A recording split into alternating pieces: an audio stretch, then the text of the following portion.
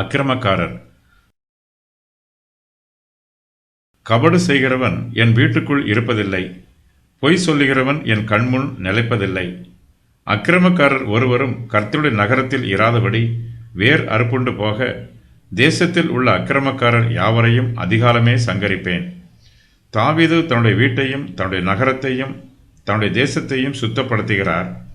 கபடு செய்கிறவர்களை தன்னுடைய வீட்டை விட்டு துரத்தி விடுகிறார்.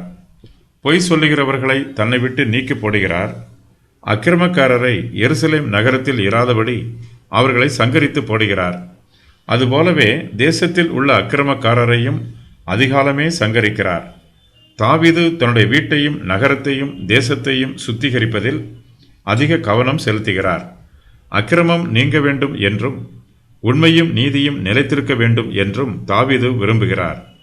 தாவீதின் ராஜ்யம் பாதுகாப்பாக இருக்கிறது, அங்கு துன்மார்க்கத்திற்கு இடமில்லை. தேசத்திலே தீங்கான காரியத்திற்கும் பொல்லாத காரியத்திற்கும் இடமில்லாமல் போயிற்று. இதனால் தேசத்தில் அமைதி உண்டாயிற்று. பரிசுத்தமே தேவனுடைய மகிமை, பரிசுத்தமே சபைக்கு ஆதாரம்.